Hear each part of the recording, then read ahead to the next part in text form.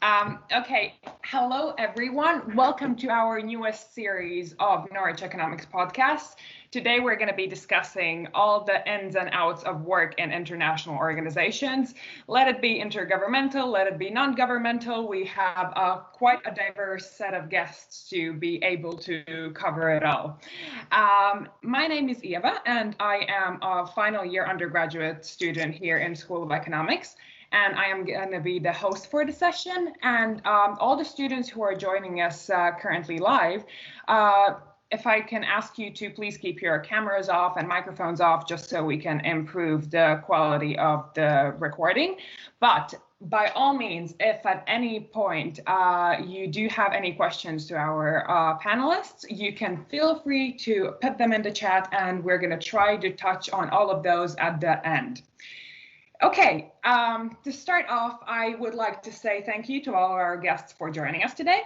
And we have a very nice balance from people who are more strongly linked with School of International Development and School of Economics here. And I would attempt to introduce all of you and all your great achievements, but I think it's best to leave it to you. And so if you could now just introduce yourselves to our listeners and give a short introduction of where you're from, where you are now currently career-wise, and the short version of your career story, how you got there. Chris, would you like to start? Yes, sorry, nice to meet you all. My name's Chris Pike. I until last week, week before last strictly, I was a competition expert at the OECD. I was working on antitrust and competition policy there. I did around just over nearly 6 years altogether. I was working, as I say, in the competition division. I led one of the competition division's two working parties. We had one that focused more on sort of the legal aspects of antitrust, whereas mine was a bit more economics focused on the intersection between competition and regulation. And there I dealt with basically, we were trying to produce best practice policy reports on a huge range of different topics, all related to competition policy. I would typically do maybe around 3 of those each year. This would involve sort of a background paper that we would write for the session, and that would feed into ultimately a roundtable discussion of that topic that featured maybe 3 or 4 external speakers, academics, practitioners and so forth, as well as up to maybe 30 delegations who would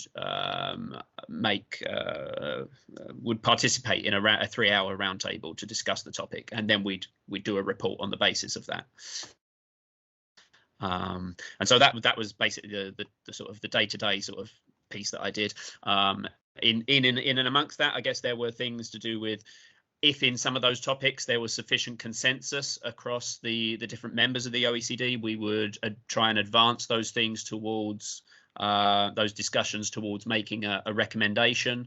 OECD is able to make sort of soft law instruments that essentially define what the best standard, I suppose, is for policy in these areas, and that can be used to assess members of the OECD or potential applicants to the OECD to whether their practice is meeting those best standards. So that's probably a good place to stop on the OECD stuff. Okay, thank you for that. I guess a nice guest to follow from that would be Ayushi, who hasn't been directly involved with OECD, but as I understand, International Energy Agency, right? Yeah. Thank you for having me. So for the last year, I was with the OECD on a fellowship. It's a so IEA, International Energy Agency, which is legally a part of the OECD. All your contracts and such are handed out by OECD, but they are technically a separate agency in of themselves.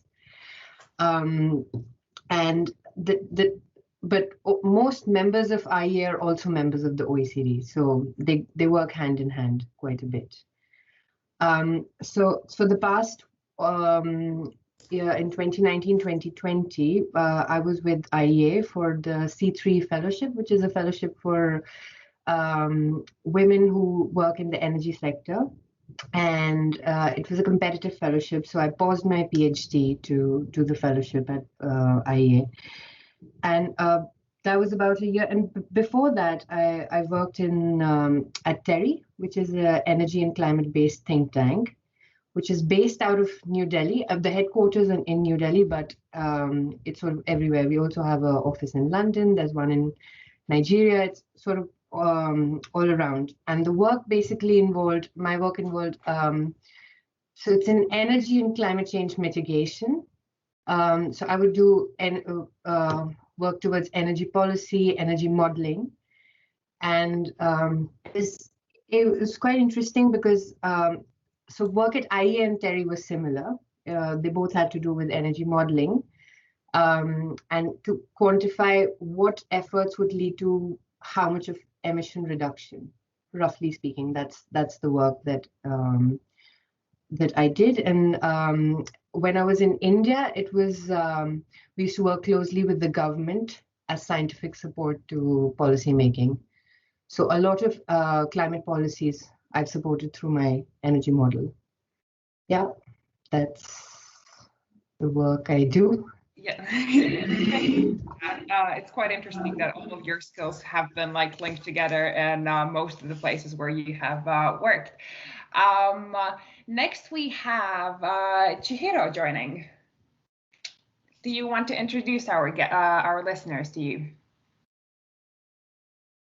Yes, thank you so much. It's always nice to virtually come back to the UEA. So I studied a Masters of Dev 2014 to 15, and I'm currently in Kinshasa, DRC, and I'm working at the UN Resident Coordinator office here. But just after I graduated UEA, I'm back in Japan. I'm from Japan, and I'm back to Japan, and I work at one of the UN agencies called UNITA Hiroshima office. That's mostly providing some trainings and doing research. So there I was working year and a half, less than 2 years over there, mainly providing some training for like a conflict affected countries like South Sudan, Iraq, and Afghanistan for those trainees that we invited them. And then after that, prior to come to Kinshasa, I was in New York working at the permanent mission of Japan to the UN.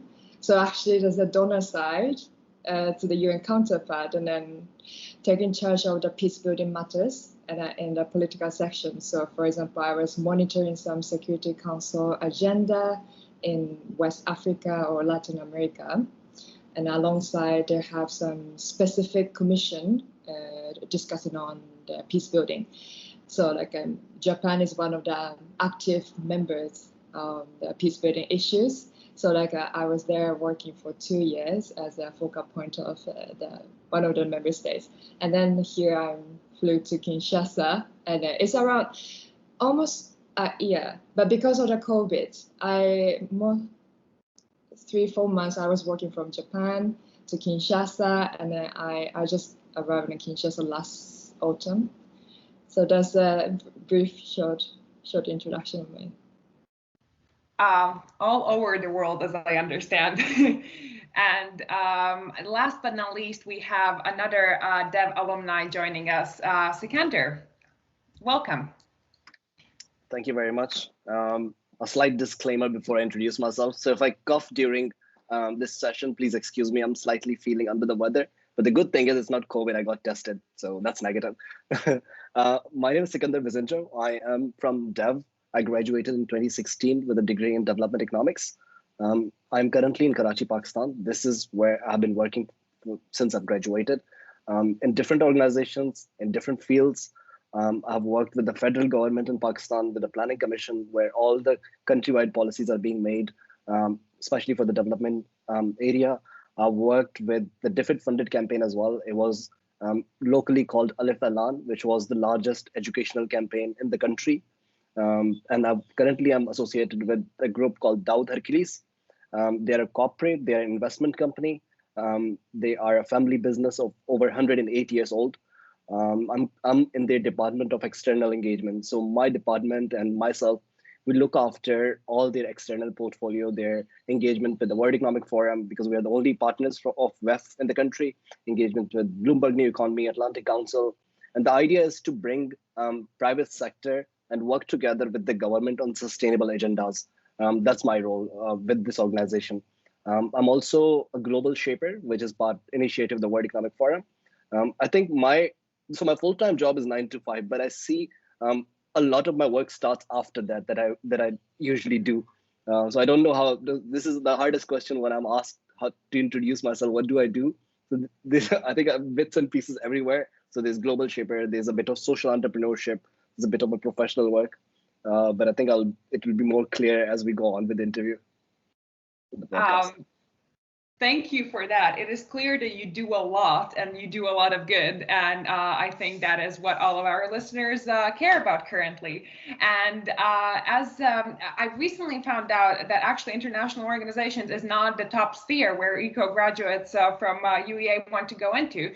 So to start off the discussion, I wanted to ask you, what are the benefits? Why are you there where you are? Why did you choose this career path as an economist out of all the options where you could have gone? Is there anyone who wants to? Ayushi, do you want to start? Yeah, why not? I think it's a very interesting blend of policymaking and research. It's a very sweet spot working at these international think tanks, for the lack of a better word.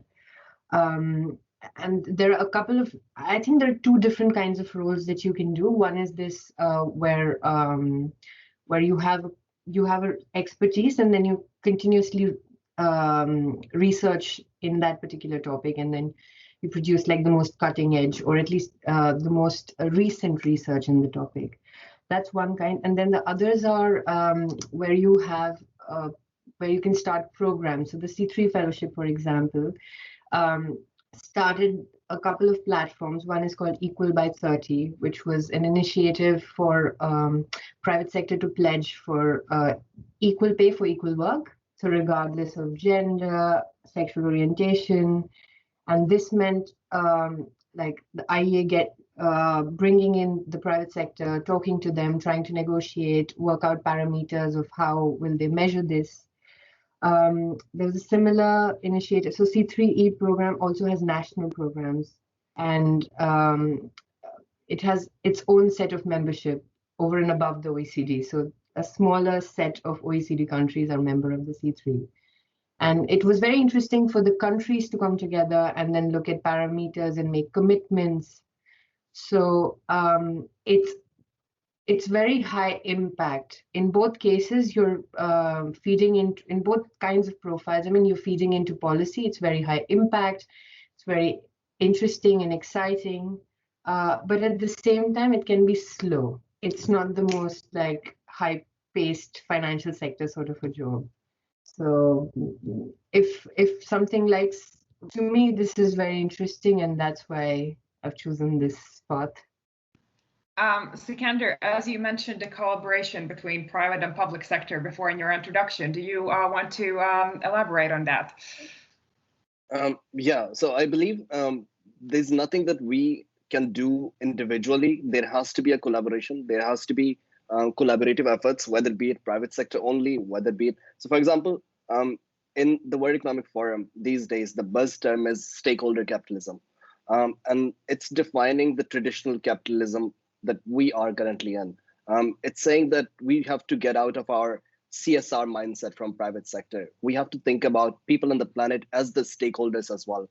So I believe that whatever we do, be it part of the international development or the corporate world focused on international development, it has to be broader than one aspect. For example, if we are just focused on one thing, let's say gender equality, it doesn't mean that this is the only thing that we are trying to solve. There's so much overlapping within this specific framework as well. There's equal pay, there's reproduction, there's child rights as well within part of this. There's education. For example, the reason that I'm part of development sector is Perhaps my roots, I am from Balochistan, which is the southwestern province of Pakistan. It's the largest province. It's twice the size of France, but it's the least populated and the least developed as well. I guess coming from there, studying in UEA, interacting with people from across the world, sort of further, I think cleared my mind that this is the sector that I want to work in. And I want to bridge the gap between the communities, the masses, and people who are making the policies. I think that's very crucial when we're talking about international development. The policies wouldn't work if you're alienated, if you're not there to represent the community as well, what the communities want. Yes, I guess the bridge is the very important part. And Chihiro, is it similar to you, because you're more in peacekeeping and conflict resolution as well? What do you think are the benefits? Is it the same feeling that you can like work for multiple things at the same time, and or is there anything else? Sure, that's in a way similar, even though there's a different context, like environmental policy. But like in my case, is actually when I was at the UEA, one of the assignments I was working on was child labor, and initially I wanted to work in terms of like a child protection or humanitarian those assistance. But then even the study helps, like as Sikandar said. Even if you want to tackle the child protection or child labor, it's not just in order to mitigate all those, you need to approach with like a holistically, or like a root causes. We need to know what is the root causes of this, what is like systematically what we can enhance, or like a good governance is institutions. So like all this multiple elements that need to tackle. So actually with this mind, I wanted to think my career path in terms of like more longer term developments or stabilities, not just addressing like immediate needs. Of course, that is really important without no doubt. But like me personally, I wanted to seek more like a long term. So that's why I'm more working on a peace building and then like a longer term development side. So in a way, that's a similar, I would say.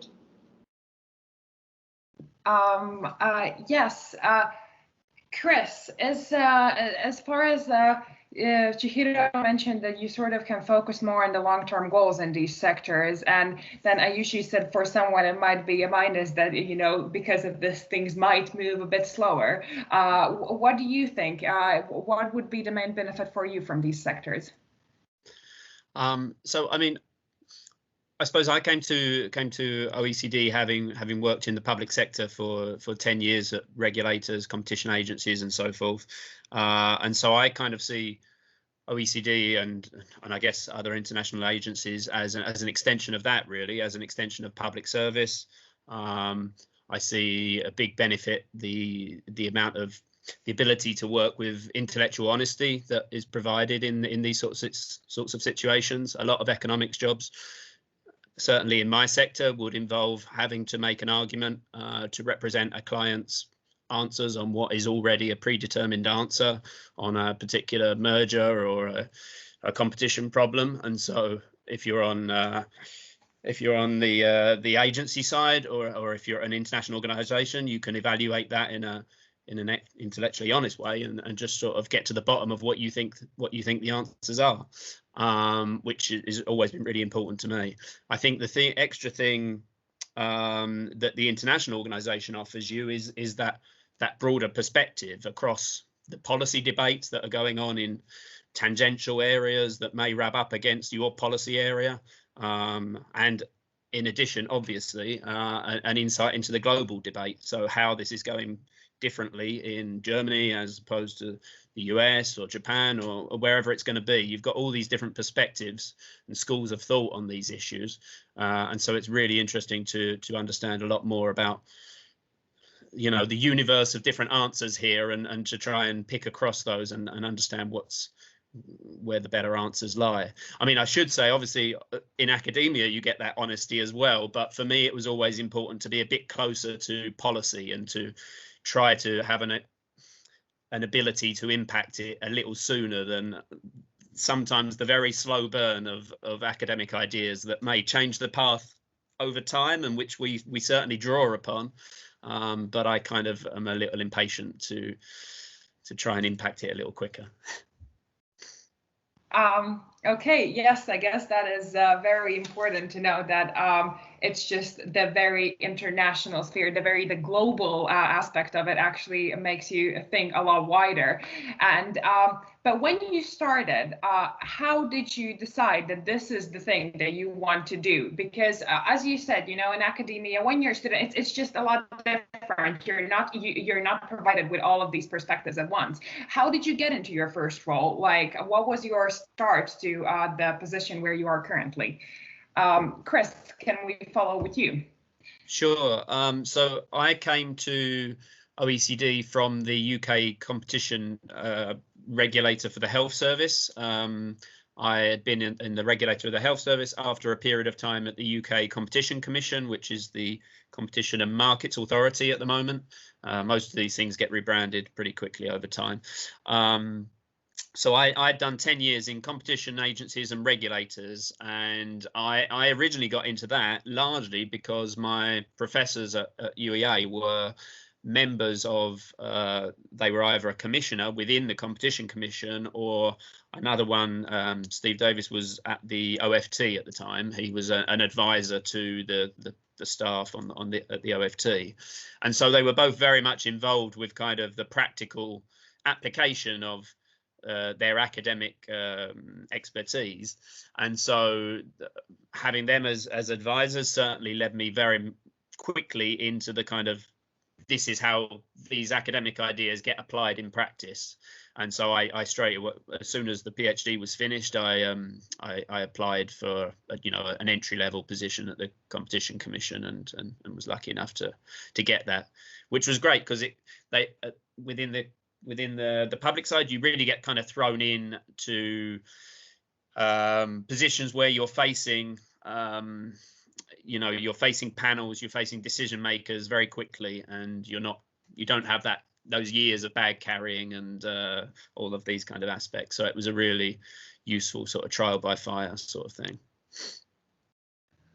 That is interesting to hear, that actually the people who were the first ones to inspire you to go for the first positions you went were your lecturers. Has anyone else experienced something similar?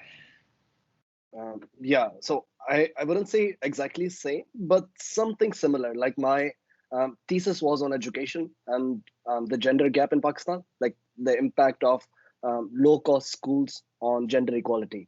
And I really wanted to work in education. My professor, Peter Sir-Niels, Rob Grant, they all were very well versed in this whole area. They knew the guys I'm citing, they knew the people I'm citing in my thesis as well. So they had connected with people from World Bank and helped with the data and stuff. So I think that was my motivation to work in the education sector as well.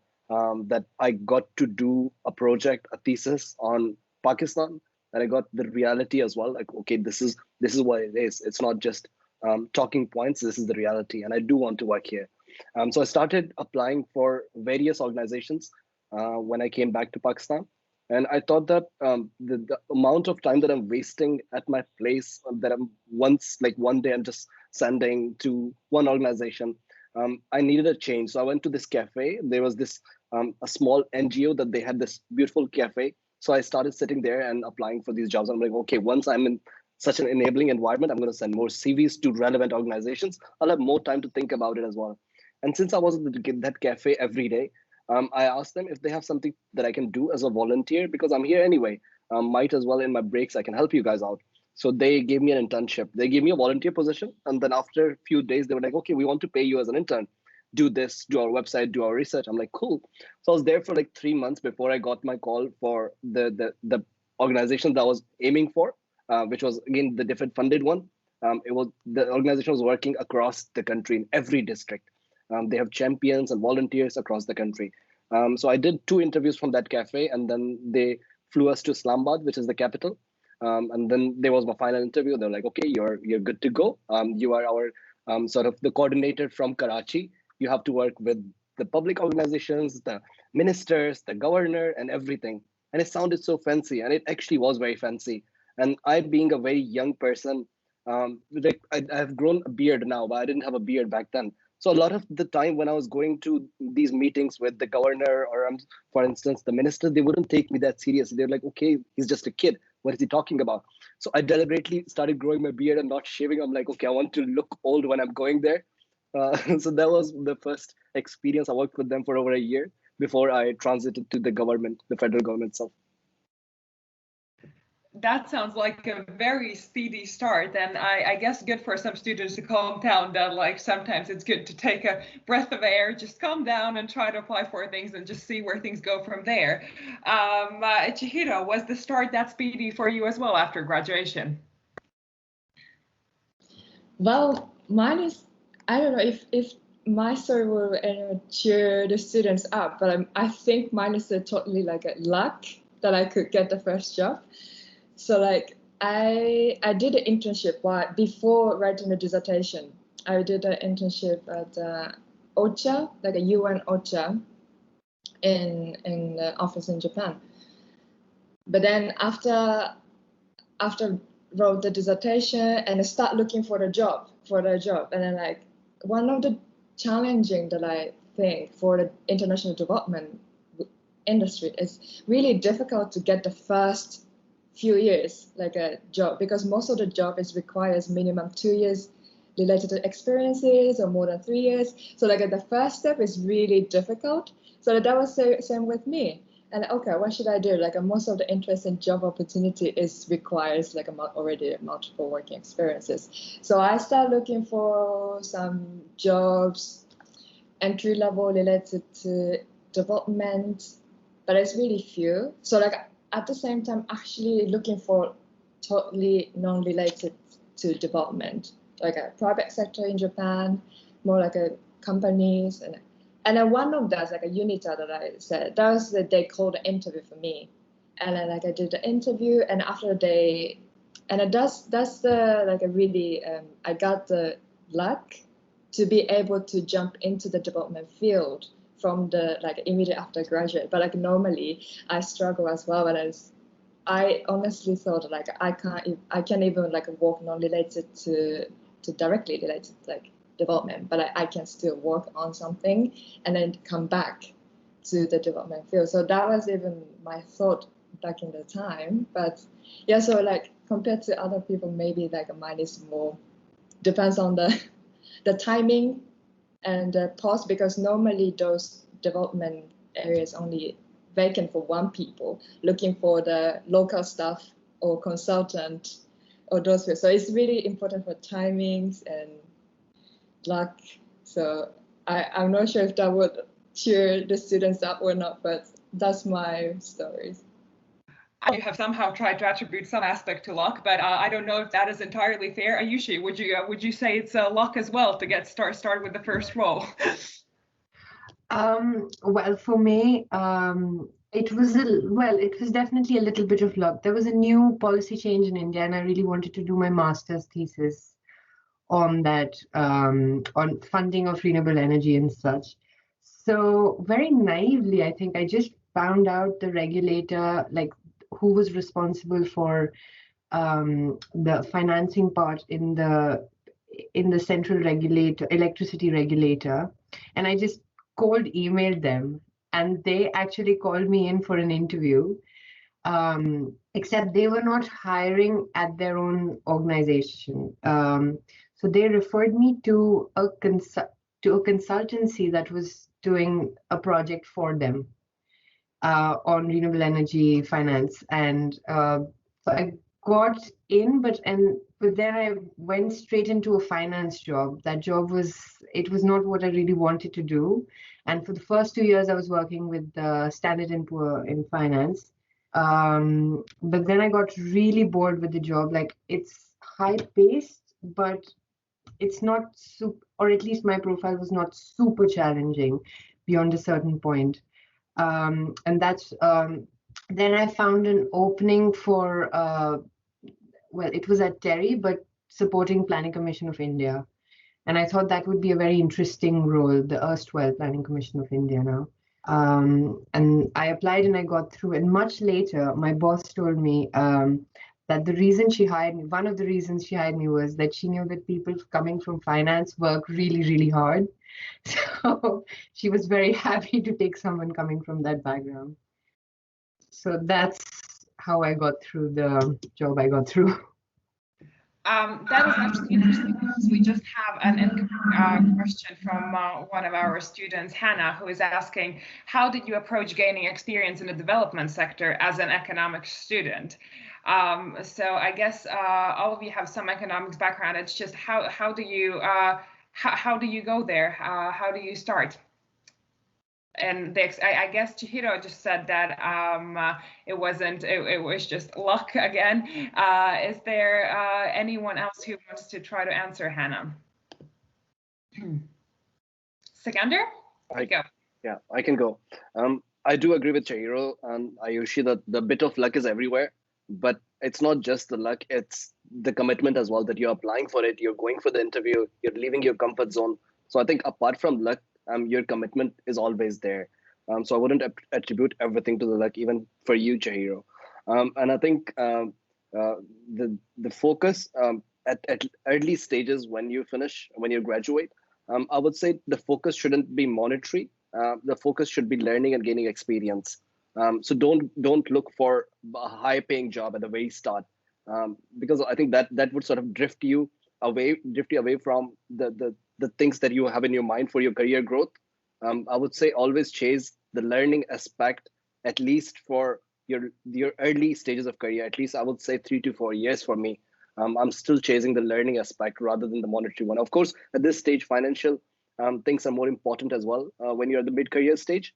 But even then, I wouldn't be comfortable in a job if it's not challenging for me, if it's not learning opportunities for me.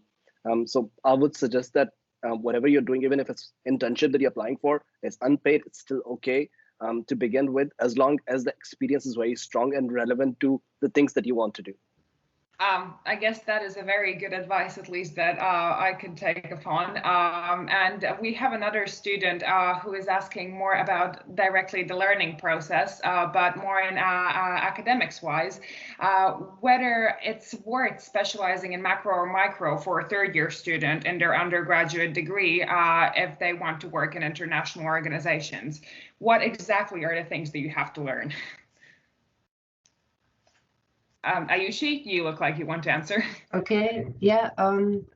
Well, in my experience, I think you can go through either route. Like if you like to go through the microeconomic route, that's also feasible. You can also come in through microeconomic. You can specialize in anything and still end up at an international organization. The way I approached it was through empirical work, to also maybe answer the two questions together. So a lot of the work I was doing was empirical or modeling related, which was directly coming in from like your economic textbooks. But I don't think that many people can take macro or micro just thinking of what will be better in the future. I think it's something that you choose, like what do you prefer more? Yeah, just to chip in, I'd agree that certainly in your third year, I would have thought you could be doing both. And as you say, either of them are routes. We at the OECD, we certainly have a central economics team who are doing all the macro, the forecasts and so forth. But within each of the other divisions, you've got your health, education, development, competition. Everybody is doing micro stuff largely. So whatever's your field, there's certainly a route in, I would say. You get some people who will try and go straight into the international organization, who through the internship system and so forth. Others, a lot of people within our division would have been recruited as almost experts or people coming with experience of the field already, so it might be something that they built up to. So there are different stages of your career at which you could look to get involved in an international organization. So I guess there's no one way fits all, and it's just what you prefer more, what you like more. And there was another student who asked a similar question about development economics, which I guess I could ask more to Sikandar. What do you focus more, macro or micro? Would you say that there's such a crucial difference, or would you say that it's just a matter of what is your calling at that moment? Yeah, I totally agree with Chris. I don't think there's one specific answer to either micro or macro, but I've seen in this field a lot that a lot of people start from macro and then they go to micro, and a lot of people who start from micro and they move to macro as well. So there's a shift, and that is possible with your experience. That is quite interesting that you can. It's not such a set way that where you're gonna start, there you're gonna finish. And on that, I wanted to ask you, how flexible or set has your working life been? When you started, how easy has it been to switch from, I don't know, macro, micro, but also from your positions to from one position to another position? How flexible is the working atmosphere in international organizations? Chihiro, do you want to start? Sure.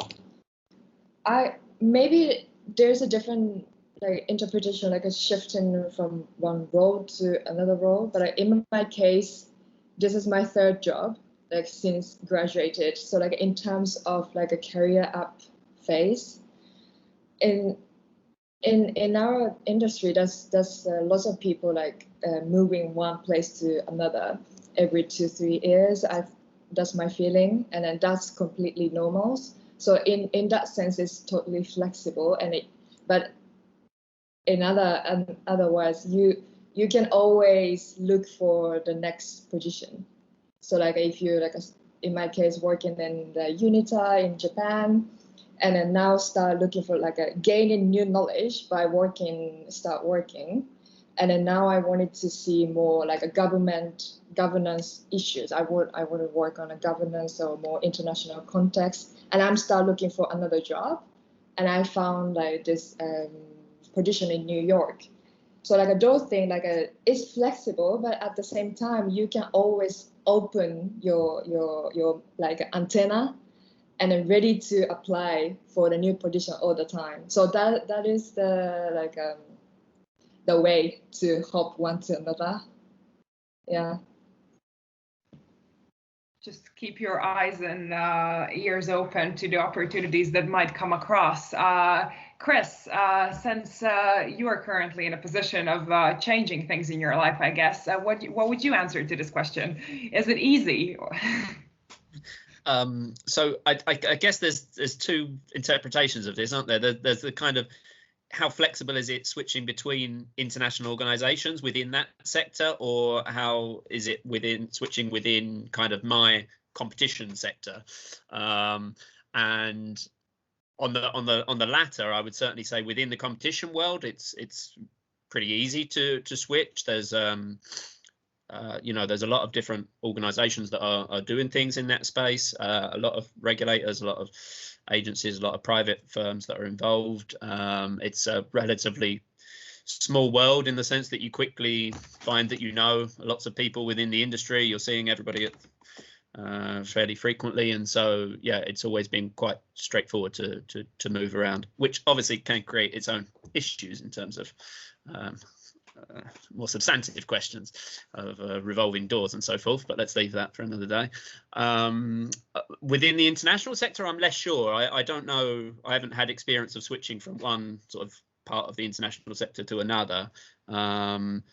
I've had some conversations with the World Bank as part of this sort of next phase, and so they seem to really value the fact that you've been in a previous international organization. I guess they understand the sort of skill set that gives you in a way that sometimes a domestic or a firm or a domestic regulator might not quite see the relevance. You might have to explain that a little further, but I would imagine it would be fairly easily. But I guess, Sikandar, you mentioned that you are doing many things at the same time rather than switching from one to another. So I guess you could answer what is, rather than moving onwards from one to another, how do you manage to combine, or how do you or when you have wanted to switch, have you managed to do that? Yeah. I think I'm lucky that I've got a job which sort of supports my own work as well, because both of the work that I do sort of aligns the things I did do in my own personal capacity. They sort of feed into the larger perspective of the work that I do for my organization, the professional work as well.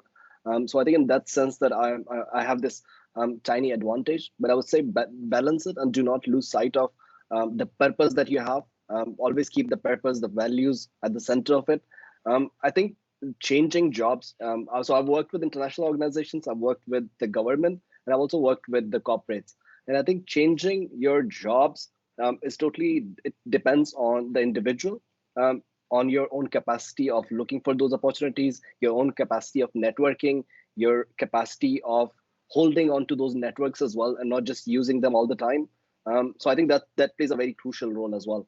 And especially in the development sector, I would say it's a very close-knit community. People know each other, especially if you're working in one country or in one area, for example, gender, people know each other and they are looking at your work, whatever you do. So a lot of opportunities come from there as well.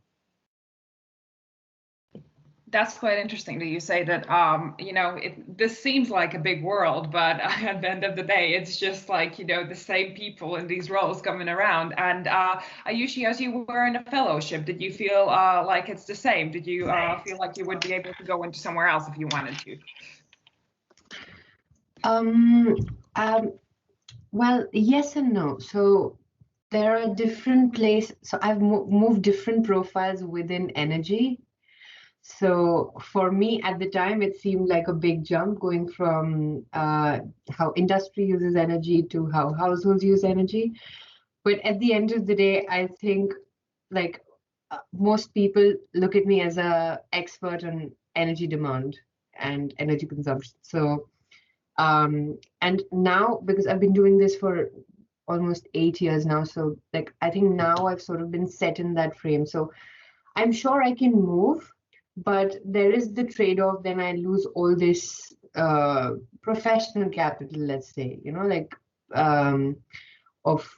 but it's not impossible to move. That I also can say. So for to take a different example, in the think tank that I worked in, Terry in India, I moved a little bit around projects on looking at emission inventory projects, which were super quantitative projects, to climate policy that were more qualitative projects, just looking at what people care about, what people don't, or behavior changes. Now, to me, these seem like different roles. I don't know, for somebody coming from outside the sector, they might seem like very close roles. So there is movement to do things that excite you. I think after some time, you're trapped in your circle of expertise, is what I think. Yes, it's quite interesting that all of you are sort of saying that you can switch if you want to, but don't try to, don't lose the balance, and sort of remember where you are, and remember, that there are trade-offs that you're making when you're doing this. We have spent a lot of time talking about that, but going back to what our students would be very interested in, I would be very interested to ask you, all of you now have the skill set that all of these international organizations value, and that all are like, keeping their eyes open and looking at you. But how do you develop that? What do you focus on as a student? What do these organizations need? What do you focus on? What are the skills that you need to develop to get in there? Yeah. So what do we look for? Again, I guess of more interest for you is in terms of entry level positions, right? Because at other levels they will be looking for expertise developed already, practical experience, which is what certainly the OECD as a think tank needs to always be making sure it's got practically minded people coming in as well as the thinkers that it's doing as its day job. But I would say at the entry level, what you're looking at, really, certainly for OECD, I think we would look at people who who have specialized in the topic that our division is focused on, so who have had a very competition focused experience, that they've done their masters and they've gone as far as they can there, that they are sort of practically minded, so that perhaps there would be a preference for people who have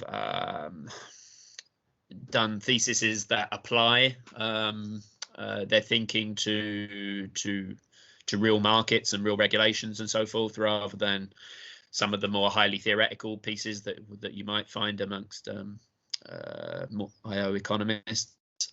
And then I guess and this goes across the board really, that we're always looking for people who have an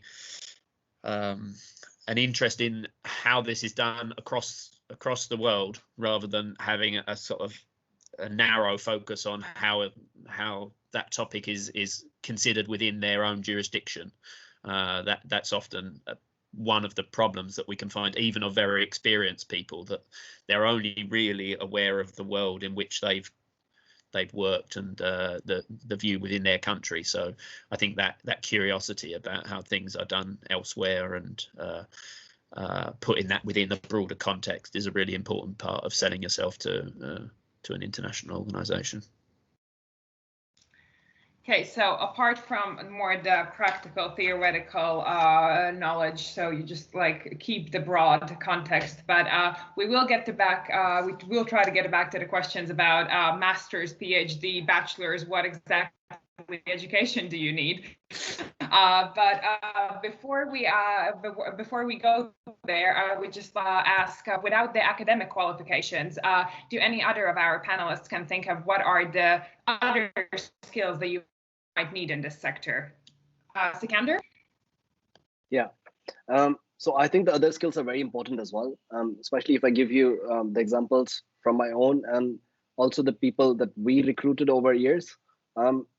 During my first interview, so when I was in Islamabad for the final thing, so the first half an hour was focused on my thesis. Okay, what was your modeling? What did you do? What was your final results? And what was the data that you used? How did you come across that data? Why education?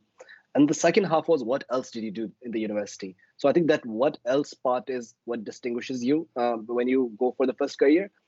For me, I've always been curious. I think I joined the Model UN Society as soon as I came to UEA. I inquired about it before even coming to the UEA, that does this society exist, because I'm passionate about this. I looked at all the clubs and societies of the university before even I decided that UEA would be the final place. I joined the Adventure Society. I was constantly traveling with them. I was staying at local homes as well, trying to experience the culture. I stayed with my British friends, with their lovely parents, and sort of experienced the real culture of the UK. So when I went for my first job, this is what I had to say, that this is what I've done. I volunteered with the I think Norwich City Council. So I was one of the volunteers who would show you around the city. I had the shirt on which says, "Can I help you?"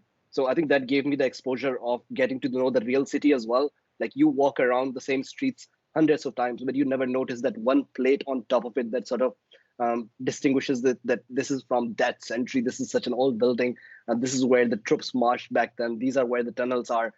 So I think these experiences, they all count. They are part of your experiences, and they are equally important as your academic achievements.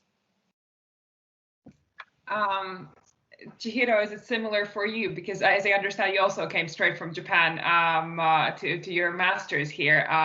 Is it are the skills that you are there any skills that you developed here and whilst at UEA that helped you further in your career?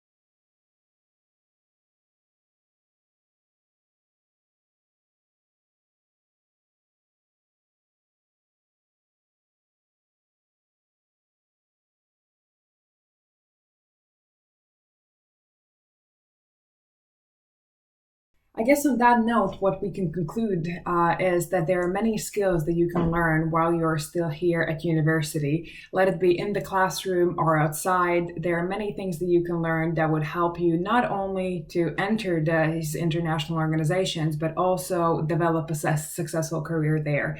And who knows, maybe one day you, one of our listeners, might join this community of people who work in international organizations and dedicate your career, your working life to fight for things that matter. And on that note, thank you very much to all our listeners, and thank you very much, Sikandar, Ayushi, Chris, and Chihiro. It has been wonderful to have this discussion with you, and I hope you tune in for our future podcasts.